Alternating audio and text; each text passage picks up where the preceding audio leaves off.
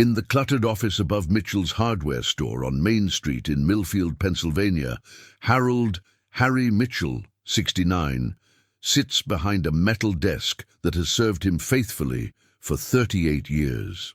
The morning light filters through dust-covered windows, illuminating walls lined with invoices, supplier catalogs, and family photographs spanning 4 decades of business ownership. The familiar smell of motor oil and metal polish drifts up from the store below, mingling with the aroma of coffee, brewing in a pot that Harry's late wife Dorothy bought him for his 50th birthday.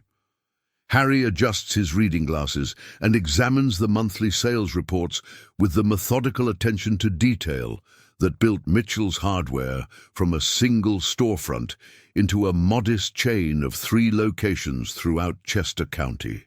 His weathered hands, marked by decades of handling tools and loading trucks, trace the columns of figures with practiced precision.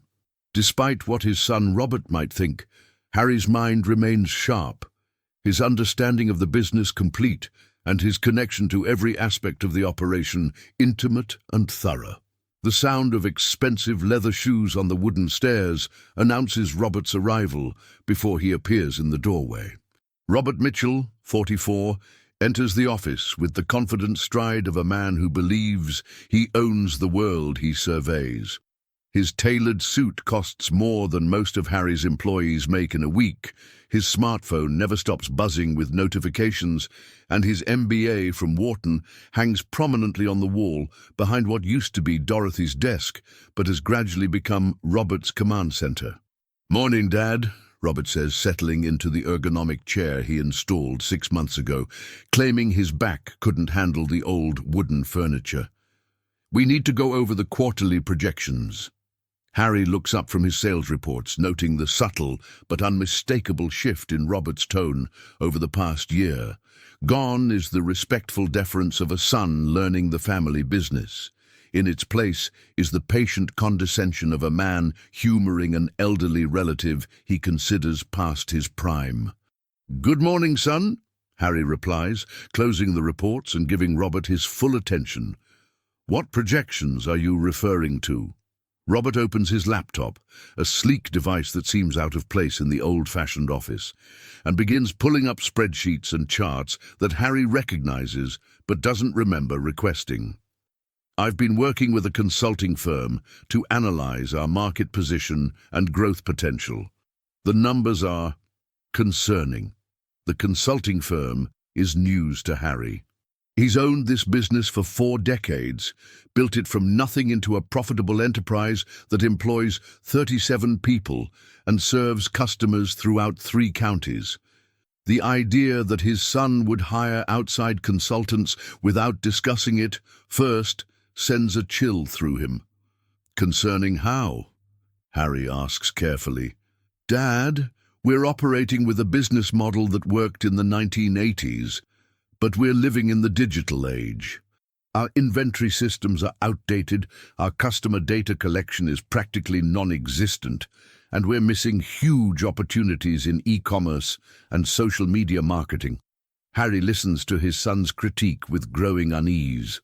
Every word is delivered with the confidence of someone who believes he's stating obvious facts rather than opinions.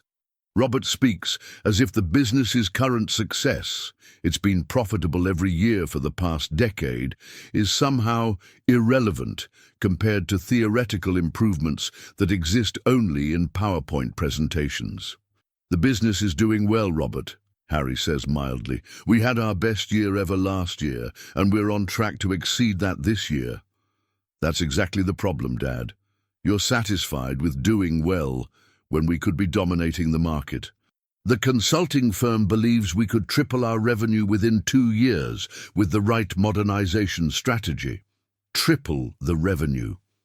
Harry has heard similar promises before, usually from salespeople trying to convince him to buy equipment or services he doesn't need. But hearing it from his own son, delivered with the certainty of someone who clearly believes it, is different and disturbing. "What kind of modernization are you talking about?" Harry asks. Robert's eyes light up with the enthusiasm of someone finally given permission to present his vision. He turns his laptop screen toward Harry, revealing a series of charts and graphs that look impressive but mean little to someone who's been successfully running a hardware business since before personal computers existed. First, we completely overhaul our inventory management system, cloud-based, real-time tracking, predictive ordering algorithms. Second, we launch a comprehensive e-commerce platform with same-day delivery options. Third, we implement dynamic pricing models based on competitor analysis and demand forecasting. Each suggestion sounds expensive and complicated to Harry, who has always believed that hardware customers want knowledgeable staff, quality products, and fair prices rather than algorithms and apps. But he listens politely as Robert continues his presentation. The initial investment would be substantial, around $800,000, but the ROI projections show we'd recoup that within 18 months. $800,000. Harry built his entire business with less than $50,000 in startup capital, borrowed against the house he shared with Dorothy.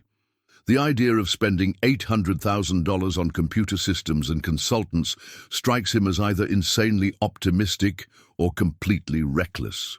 That's a significant investment, Robert. Have you researched how similar modernization efforts have worked out for other family hardware stores? Robert's expression shifts slightly, the first crack in his confident facade. Dad, we can't base our decisions on what other stores have done. Every business is different, and we have advantages that other operations don't have. What advantages, Harry wonders, but doesn't ask. Instead, he studies his son's face and realizes that Robert isn't just proposing changes to the business. He's presenting a plan he's already committed to implementing, with or without his father's approval. When would you want to begin this modernization process? Harry asks.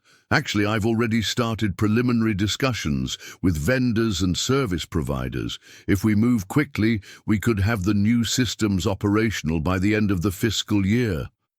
Already started. Harry feels something cold settle in his stomach as he realizes that Robert isn't asking for permission or even seeking his input. He's informing Harry of decisions that have already been made, treating his father like a figurehead who needs to be managed rather than a business owner who should be consulted. Robert, who's paying for this $800,000 modernization? For the first time in the conversation, Robert looks uncomfortable. Well, obviously the business would finance it. I've spoken with several lenders about equipment loans and lines of credit. You've spoken with lenders? About borrowing money against my business? Our business, Dad. And yes, I've explored financing options. That's what any responsible business manager would do when considering a major expansion. Our business. The phrase hangs in the air between them like a challenge. Harry founded Mitchell's Hardware in 1985 with his own money, his own labor, and his own risk. Robert joined the company 8 years ago after his previous job in corporate consulting ended badly, though Harry has never learned the exact details of why his son needed to leave that position so suddenly. I appreciate your enthusiasm, Robert, but major business decisions need to be made carefully, with full information and careful consideration of all the risks involved. Robert's patient expression suggests he's been expecting this response and has prepared for it. Dad, I understand that change can be difficult, especially for someone who's been doing things the same way for so long.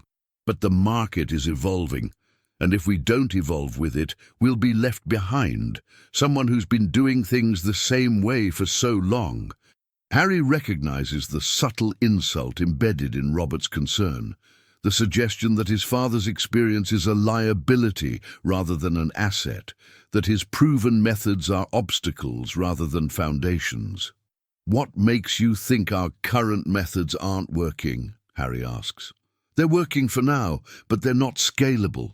We're limited by outdated systems and traditional thinking. The consulting firm showed me case studies of businesses similar to ours that increased their market share by 300% after implementing modern operational strategies. Case studies.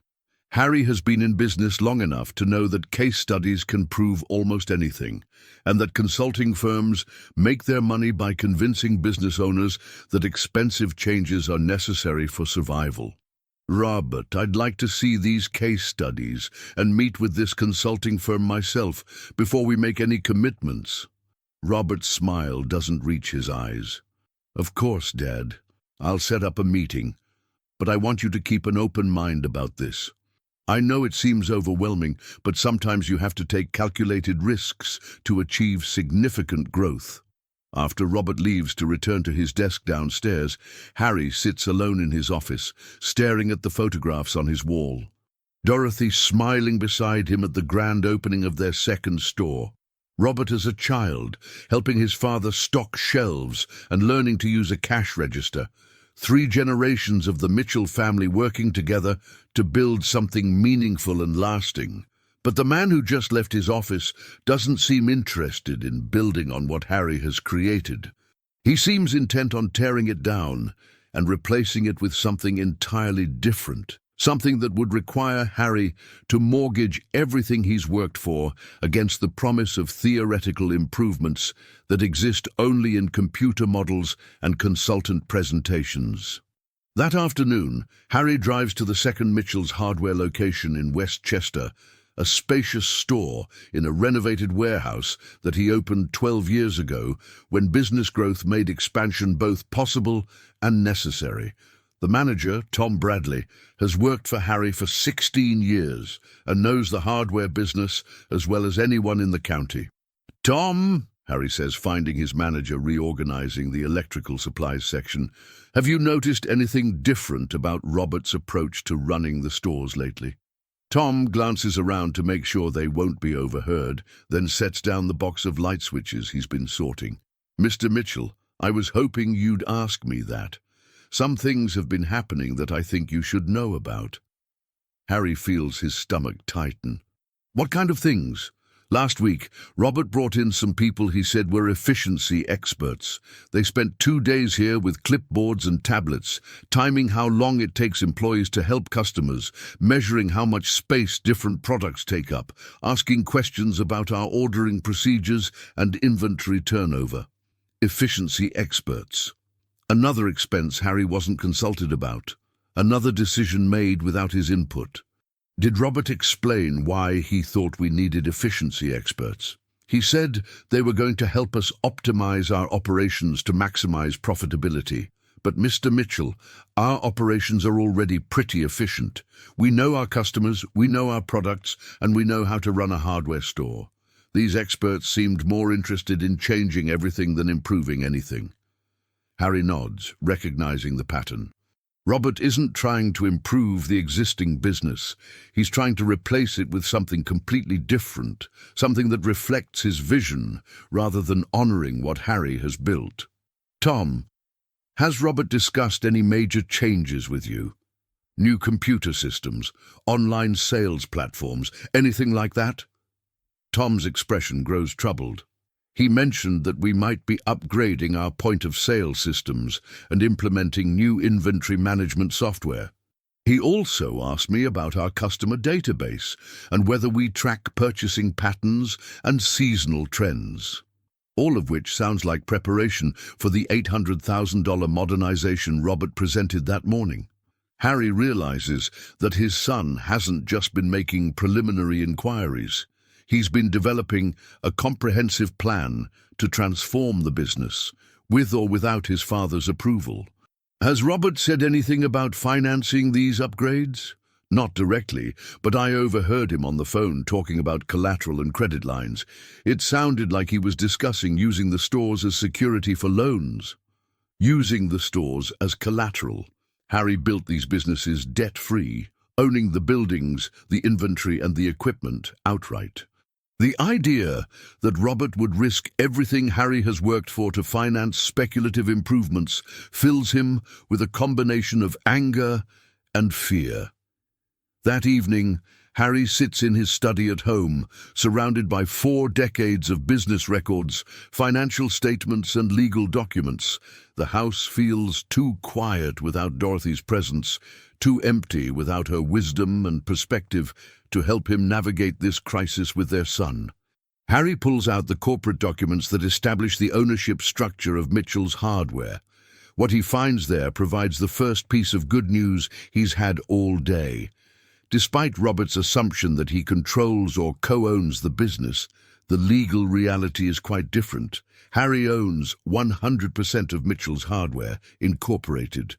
Robert is listed as an employee with management responsibilities, but he has no ownership stake, no legal authority to make financial commitments on behalf of the company, and no right to use company assets as collateral for loans.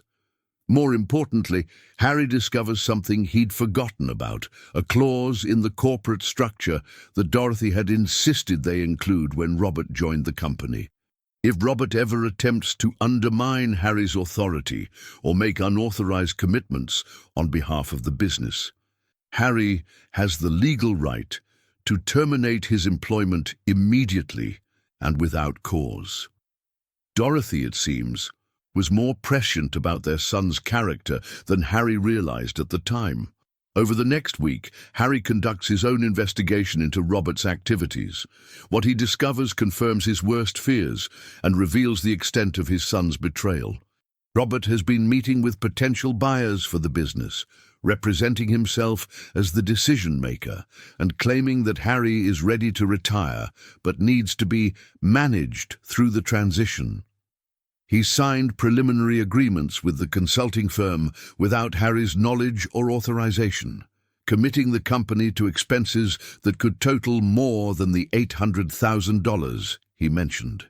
Most damaging of all, Robert has been spreading rumors among employees, suppliers, and customers that Harry's age is affecting his judgment and that the business needs younger leadership to remain competitive. The final straw comes when Harry discovers that Robert has scheduled a meeting with a commercial real estate developer who wants to buy the original Mitchell's Hardware building to convert it into luxury condominiums.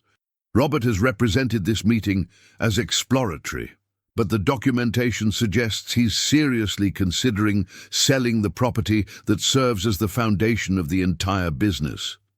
That night, Harry makes a decision that will change his relationship with his son forever. If Robert wants to replace him and control everything he's built, Harry will give him exactly what he deserves, which is nothing at all. Harry calls his lawyer, Edward Chen, and arranges an emergency meeting for the following morning. "Ed, I need to explore my options for selling my business quickly and confidentially, and I need to understand my legal obligations to employees who might be working against my interests." The next morning, while Robert is conducting another unauthorized meeting with consultants at the Westchester store, Harry meets with Ed Chen in a conference room that overlooks the very main street where Mitchell's Hardware has served customers for nearly 4 decades. "Harry, before we discuss selling the business, I need to understand what's driving this decision," Ed says, reviewing the corporate documents Harry has brought. "This is a profitable enterprise that you've spent your entire adult life building. What's changed?" Harry explains Robert's behavior, the unauthorized consulting agreements, the meetings with potential buyers, and the attempts to undermine his authority with employees and customers. As he speaks, Ed takes notes and asks clarifying questions that reveal the full scope of Robert's betrayal. "Harry, based on what you're telling me, your son appears to be engaging in what could legally be considered corporate malfeasance. He's making commitments on behalf of a company he doesn't own, misrepresenting his authority to third parties, and potentially damaging your business relationships. What are my options, Ed? You could terminate his employment immediately for cause, which would be justified based on his unauthorized actions. You could pursue legal action for any damages his behavior has caused, or you could do what you suggested and sell the business. But that seems like the most extreme response to what is fundamentally an employment problem." Harry considers Ed's advice carefully. Firing Robert would solve the immediate problem, but would likely destroy their relationship permanently. Legal action would be time-consuming, expensive, and public. But selling the business would accomplish something more important. It would teach Robert a lesson about the difference between assuming you control something and actually controlling it. Ed, if I decide to sell, how quickly could it be accomplished? For a business like yours, with clear ownership structure and good financial records, probably 60 to 90 days if you're willing to accept a fair market price rather than trying to maximize the sale value. And what about employees? What protections would they have? That would depend on the buyer. Some purchasers want to maintain existing operations and staff, while others prefer to restructure completely. You'd have some influence over those decisions based on the terms you negotiate. Harry spends the weekend researching potential buyers for hardware store chains. What he discovers is both surprising and encouraging. Several regional companies have been looking to expand into his market area, and at least 2 of them have reputations for maintaining existing staff and operations when they acquire family businesses. On Monday morning, Harry begins making confidential inquiries. By Wednesday, he has received preliminary offers from 3 different companies, all of them higher than he expected, and all of them including provisions for employee retention and transition assistance. The best offer comes from Lancaster Hardware Supply, a family-owned company that operates 17 stores throughout southeastern Pennsylvania. Their proposal includes a purchase price of $2.8 million for all 3 stores, buildings, inventory, and customer relationships, with a guarantee that all current employees will be offered positions at equivalent or higher salaries. Most importantly, Lancaster Hardware Supply operates on the same principles that have guided Harry's business: personal service, community involvement, and the understanding that hardware stores succeed by helping customers solve problems rather than by maximizing transaction volumes through technological efficiency. Harry accepts Lancaster's offer on Thursday, with closing scheduled for the following Friday. The entire transaction will be completed in 12 days before Robert has a chance to implement any of his expensive modernization plans or make any additional unauthorized commitments. On Friday morning, the day of closing, Harry arrives at the office early to find Robert already at his desk, surrounded by brochures for point-of-sale systems and printouts of e-commerce platform specifications. His son is clearly moving forward with the modernization plan, assuming that Harry's silence indicates approval rather than preparation for a devastating surprise. "Good morning, Robert," Harry says, settling into his chair with a manila envelope containing the final closing documents. "We need to talk." "Perfect timing, Dad. I've got great news about the modernization project. The consulting firm has finalized their recommendations, and I think you're going to be impressed with the ROI projections." Robert opens his laptop and begins pulling up the familiar charts and graphs, completely unaware that everything he's planning has just become impossible. "Robert, before you continue, I have some news of my own," Harry says quietly. "I've sold the business." The words hit Robert like a physical blow. His fingers freeze over the keyboard, his confident expression dissolves into confusion, and for a moment he looks like the child he once was, trying to understand something that doesn't make sense. "You've what?" "I've sold Mitchell's Hardware. All 3 stores, all the inventory, all the buildings. The closing is this afternoon." Robert's laptop screen goes dark as he stares at his father in disbelief. "Dad, you can't sell the business. We've got plans, commitments, agreements with consultants and vendors. You can't just—" "Actually, I can," Harry interrupts gently. "I own 100% of this company, Robert. Every building, every piece of inventory, every customer relationship. You're an employee, not an owner, which means you have no legal authority to make commitments on behalf of the business." The color drains from Robert's face as he realizes the magnitude of his miscalculation. All his meetings with consultants, all his agreements with vendors, all his promises to efficiency experts and modernization specialists, none of it has any legal standing because he never had the authority to make those commitments. But Dad, I've been running day-to-day operations for months. I assumed, you assumed incorrectly, Harry says, not unkindly but without sympathy. You've been managing certain aspects of the business under my supervision, but you never owned or controlled anything. Robert stands up abruptly, his chair rolling backward into the wall. This is insane, Dad. You're destroying everything we've worked to build. The modernization plan would have tripled our revenue, made us the dominant hardware retailer in the region. Would have, might have, could have, Harry replies. Robert, you've spent 8 months planning to replace me in a business I built, making commitments with my money, and telling people that I'm too old to make good decisions. Did you really think I wouldn't notice? The accusation hangs between them like a confession. Robert's expression shifts from confusion to anger, to something that might be shame, as he realizes how completely his behavior has been exposed. I wasn't trying to replace you, Dad.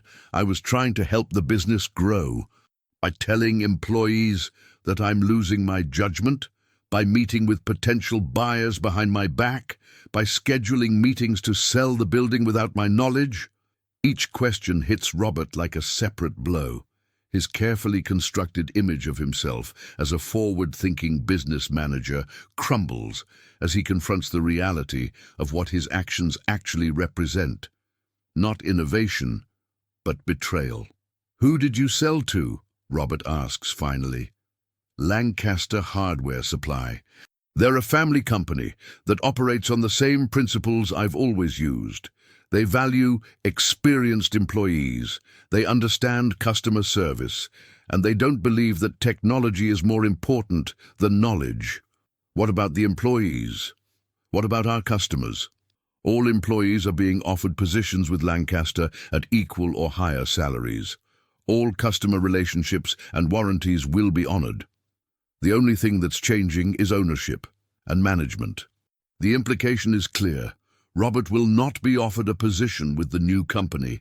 His attempt to replace his father has resulted in his own replacement instead. Dad, you can't do this to me. I've got commitments, obligations.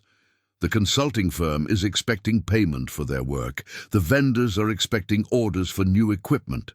None of which you had authority to commit to, Harry reminds him. The consulting firm can sue you personally if they believe you misrepresented your authority. The vendors can cancel their agreements when they discover you had no legal standing to make them. Robert slumps back into his chair, the full scope of his situation finally becoming clear. He's not just losing his job, he's potentially facing legal liability for commitments he made without authorization, and he's destroyed his relationship with his father in the process. What happens now? Robert asks quietly.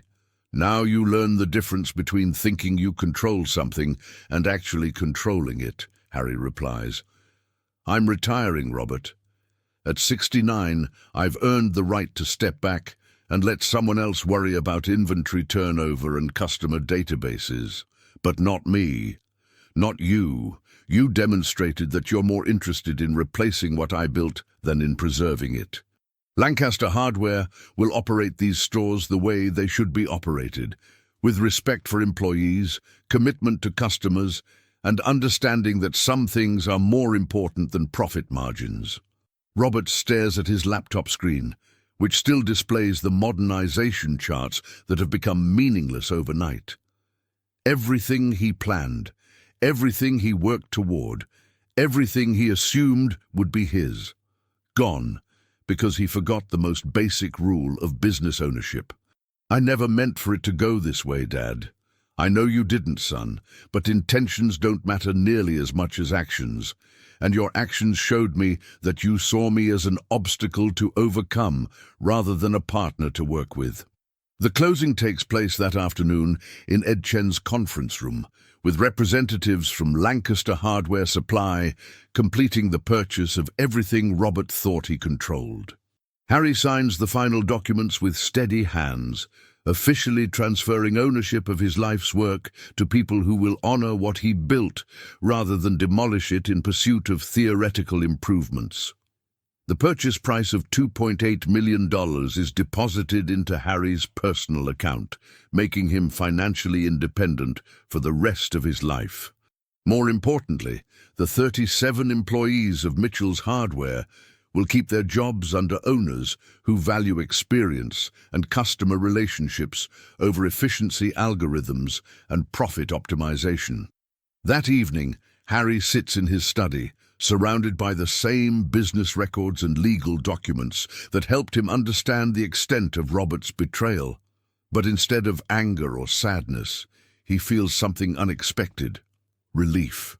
For 8 months, he's been watching his son systematically undermine everything he built, questioning his judgment and planning to replace him in his own business.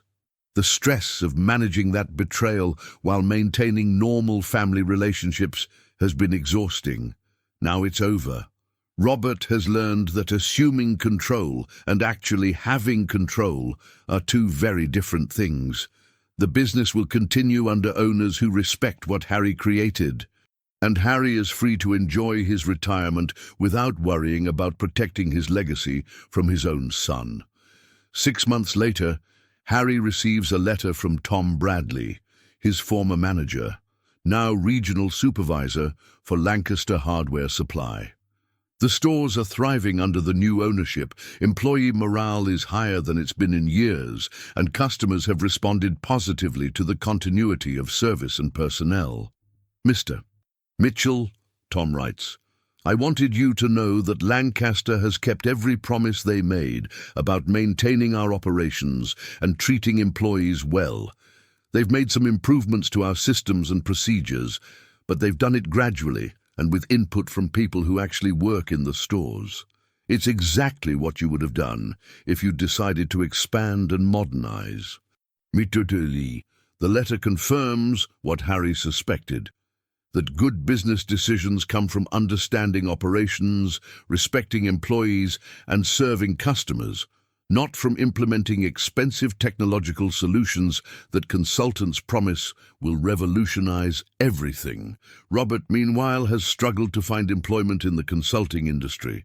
His unauthorized commitments at Mitchell's Hardware have created legal complications that make him a liability for companies that value ethical business practices. He's currently working as a sales representative for a software company, earning a fraction of what he made managing his father's stores. They see each other occasionally at family gatherings where their relationship remains polite but distant. Robert has never apologized for his attempt to replace his father, and Harry has never offered to help him rebuild his career. The betrayal created a chasm between them that may never be fully bridged. But Harry has found peace in retirement. He volunteers at the local community college, teaching small business management to students who want to start their own companies.